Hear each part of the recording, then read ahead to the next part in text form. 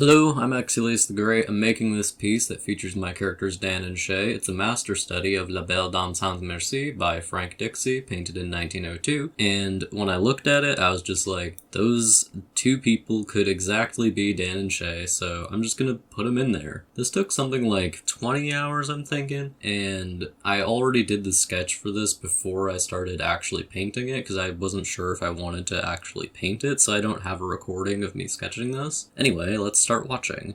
Alright, so as per usual, I start out with 4 thumbnails, and I wanted them to be different vertically, like how long or tall they were, and I just wanted to try different environments. So with this first one, I put them in like a cliff environment. That's the sketch I made, you can see it there. And I actually, when I first saw this piece, I didn't have the full version of it, just a version without the horse's body, like it was a vertically oriented version of the painting, which I only realized later in the process. You'll see when I realized it. This next one, I just wanted it to be like kind of a river valley environment with some conifers in the front. I always like including conifer trees in my pieces, they're my favorite kind of trees. And with each of these ones, you'll notice Dan and Shay are a different distance from the viewer, or like they take up a different amount of the canvas. I think in this one right here they take up the least amount of the canvas, and I also still don't know what the horse looks like in that, you can see. So it's just kind of like a weird horse-esque shape. I do like this third thumbnail, but I didn't end up going with it. And this fourth one is the one I ended up going with. It's just a really basic sort of river shape with Dan and Shay in it, and they're very large in it, which I think is better. In the original piece, the 2 characters take up most of the space in the piece, and it just looks better that way. So I ended up going with that one. And I wanted to do 4 different color thumbnails like I always do. You can see I'm doing a greenish one, then a slightly more toned down one, and then an even more green one, less yellow. Then the 4th one is kind of blue, and I ended up going up with this one just because the people I asked said they liked that one the most, and I was like, okay, fair enough. If the people say that's the one they like the one the most, that's the one they get. And then when I actually started painting this, I did the background first. And I started out doing this on different layers, like having one layer for the foreground, one for the background, etc. And then I just ended up combining all of them because I just didn't want to deal with it. And I think painting on one layer usually makes it look pretty good, because you can't be too precious with it. So this, I think I spent like 2 hours on this part without drawing Dan and Shay at all. I was just doing the background. I think this was like a 2-hour long stream I did where I just got really tired at the end, and I was like, I'll just do the rest of it tomorrow. And I used my rock texture brush, which is the same as my normal brush, but has color difference, and I think this makes everything look a bit more textured. I like how it looks more than my usual brush. I used it for a couple of pieces in a row where basically everything was made with the rock texture brush, including this one. Even when I get to the characters in the front, they're going to be mostly in this brush, even if, to a very small size, so you can't see the color variation as much. So looking at this now, I made the foreground area on the right way too dark, and that's going to become a problem later because Dan and Shay need to be the focal point of the piece, so they need to be the darkest part, because in daytime scenes, if you're painting during the day, you want the characters or the objects that you want the viewer to be looking at the most, you want those to be the darkest, and you want everything else to be lighter or a different color. Like if you make something that isn't darker but is a very different color, it might work, but it won't work even as well. Even if it does technically work, it could be better if they were a different value. Or if you're making everything dark, then having one light thing that you're supposed to focus on, that's a good idea as well, though that was not what I was doing. I have painted a couple of nighttime scenes where I just made the focal point lighter than the rest of it for clarity reasons. I haven't recorded any of those, but I might do it later. Okay, there they go. There's the boys. They're coming in. These 2 characters, they are kind of strange. They have a lot of backstory. You can see I'm tracing a horse here because I'm I need to get this horse to fit, and I don't have a reference for the front of the horse, so I'm just going to trace it. And I spend a lot of time on this, and I think it actually ends up looking pretty good. But then eventually I'm I have no idea how the horse clothes would look near the horse's head, and I don't want it to be wrong, so I ended up looking up a better version of the painting, and then I realized that I was actually missing an entire portion of the painting in my reference, which made me sad.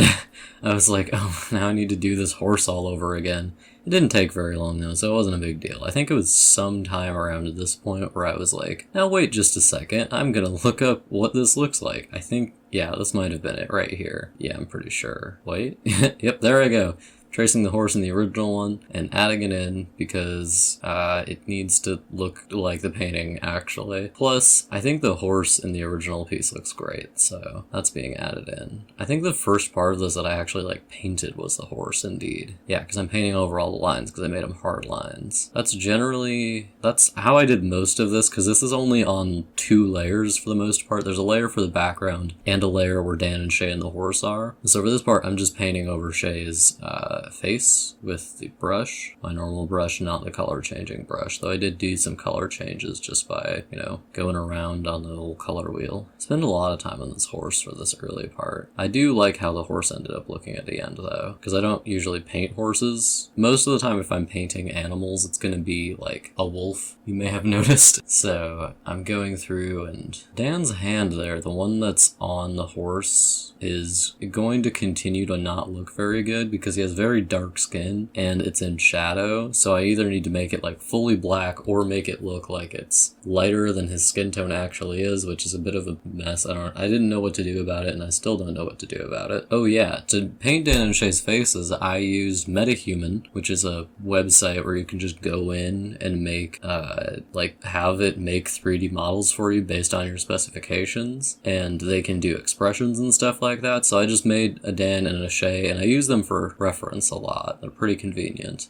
Shay looks a lot like a woman, you may notice. So that's why he fits into this. He fit into the dress role a bit better. I think initially when he was designed, he was just really short. He's 5'2", and Dan, the guy with dark skin, is 6'6". So there's a lot of difference in how big they are, and over time Shay ended up just like becoming more and more feminine in how I drew him, until he just kind of looks like a woman sometimes, which isn't entirely intentional. He just looks like that. He's just very pretty. It's not his fault. But the person who originally designed him, who was my best friend at the time, did not intend him to look like a woman. My best friend at the time was also 5'2", so making a 5'2" man was just like normal to him. But I was like, okay, this is a very pretty man. He must be very pretty. Most of the time when I draw him, he's very pretty. And Dan isn't exactly extremely masculine because he's a couple years younger than Shay and naturally does not grow like any body hair. So he doesn't look super manly, but he is a lot bigger than Shay. So he has that going for him. And you can see I'm just going through, I'm messing with the faces. I tend to jump around a lot while I'm drawing, so I'm messing with a lot of different stuff around the same time. Like now I'm doing his hair, and now I'm doing his ear, and now I'm doing his hand, and now I'm doing the armor and all that, right? I actually focused on his face for a while here. His face was like about the same color as Shay's hair, about the same value, I mean. So I had to mess around with it a lot to make sure you can actually like see his face from a distance. I had to make it a lot lighter than it would be. I had to make it look like it was a lot sunnier than I originally intended it for it to be, because Dan's face needed to be like a bit brighter. Why did I do that? I think I just went around and softened the worms on all those areas, and I don't know exactly why I did that. I assume I had a good reason. Now I'm adding in the sword because apparently I forgot to do that earlier. It's a pretty neat sword. Doing this armor is a bit complicated because it's very reflective, so all the colors around it are reflecting onto it, which makes it look a little weird, and I forgot to make it super reflective in some areas, so it looks wrong some of the time. It ended up working. I think the piece overall looks great at the end, so I have that going for me. I always have my portfolio open on my computer, and I'll just like page through it from time to time, and there was a period of time where I just like looked at this finished piece every day, and I just like looked at it and I was like, wow, I made that. I'm actually looking at it right now. I have it pulled up on the other monitor. It's really good. I like it a lot. You can see I'm painting most of this with my color changing brush, but I didn't paint Dan and Shay's faces with the color changing brush for the most part because their faces just look really weird with a lot of like value variation. Like it can work in some contexts, I think, but it didn't work in this one because most of the colors look pretty pure, if you understand me, and the brush would need to be really, really small to not make it look as weird as it ended up looking when I messed around with drawing their faces with it. I think I drew Shay's neck with it. Yeah, you can see the texture on Shay's neck and some of his face, but most of it was done with the ordinary brush that I used for everything else. And you can see Shay's hair doesn't look great. I end up just changing it later because I couldn't get it to look the way I wanted it to look. But you know, it's still black and it's still in the background. I just had to mess around with it a lot. I'm going around and adding details on whatever areas I see that need it, which means I'm jumping around a lot. Spend a lot of time jumping around on this piece, you may be able to see. I'm generally like this where I don't work on anything for a particular long period of time. I mean, sometimes the pieces themselves take a lot of time, but I don't tend to focus on one thing for ages just because I don't want to. It takes forever and I don't find it fun. And I mean, if something starts to get boring, I find it easier to just go do something else than to stop or force myself to continue to be bored. So when I get bored, I work on something else and then I just keep flouncing around between objects until I have something that I like. So the entire piece gets done eventually. It just takes a while, basically. And I end up working on a lot of different things at various times. You can see there I lightened the background so that Dan and Shay stood out a bit better, lightened Dan's face so that stood out a bit better. I think I do the same thing to his hand. I manually do it to his hand, I think. Dan's face was a bit of a struggle for me because the angle's a bit weird, whereas Shay, it's just him in profile. I draw Shay all the time too, so it wasn't particularly hard to do that. But Dan's face is at a bit of a weird angle and in a bit of a weird lighting situation and against a black background, so it was a bit harder to do. And I'm just going around and detailing, I see. There's this horse's hind leg, I basically never detail until the end. Even at the end, like I'm looking at the finished piece right now, it is not detailed. I just didn't do it, basically. I don't have to do everything. I mean, I suspect the original artist of this spent like a couple dozen hours on this, and I was not intending to spend a couple dozen hours on it. I think I just spent 20. It might have been more like 16. Yeah, I'm pretty sure it was like 16 hours, and I did it in 4 days. That's a fair amount of work. Wow, look at me go. I'm drawing the horse's hair. I really like how the horse's hair looks, actually. Especially the part near its face. Those look pretty good. I think I spent a fair amount of time just messing around with the horse over here. Though the horse, like, the way the original artist painted its face looks, like, really weird. Its eye in particular, like, I was just like, that's not what a horse's eye looks like, so I just never painted the horse's eye. It's just implied to be in shadow, I guess. Nobody has ever noticed that I didn't do it, though, I'm pretty sure. Like, I've shown this piece to a lot of people, and nobody's ever noticed that I didn't paint the horse's eye. Apparently, I was just spending some time looking at it at this point. Look at me go. I thought I edited this part out. This might be a different part where I was just hanging out. Yeah, I'm just going around adding some more detail, some more reflectivity. I don't know what that material that his sleeves are made of is, but I figured it should be more reflective, so I just reflected it up a bit. Look at me go. Yeah, Dan's hand I could never get to look good, so it just always looks a little weird. Even in the final piece. How sad. I did mess around with it for quite some time, though. I just could never get it to look right. And this one elbow piece of armor, I couldn't figure out what it was supposed to be, just from, like, looking at it, or from looking at the reference. I just don't know what the guy was intending when he drew that. I couldn't figure it out. So it ends up looking a little weird, both on his right and left arms, because I couldn't figure out what it was exactly. You can see I'm going around and detailing all the gold bits on the horse's bridle and bit and whatever. I don't know what all the horse parts are called. Look at him go. Oh wow, I've noticed that I'm talking much quieter now. Like, I'm just listening to myself talk, and I'm much quieter. Yeah, at this point, I just get rid of all of Shay's hair there, because I was like, I can't. I just don't want to, like, repaint over everything after I paint his hair. So I put it on a different layer. There's only, like, 4 layers total at the end of the piece, I think. Not including the adjustment layers. And spent some time fiddling around with this. I seem to remember it taking a long time, but I don't think it actually took that long. Yep, I'm just looking at the piece again, and I'm messing around with the hair some more. Yep, this took a little bit of time to get right. I think Dan and Shay stand out well enough from each other, though. And then I added his little flower crown thing that the woman in the original piece has, which I don't think I intended on adding initially, but I don't know why I wouldn't add it, so I just added it anyway. It looks pretty good. I mean, nothing on this piece, when it's finished, is super,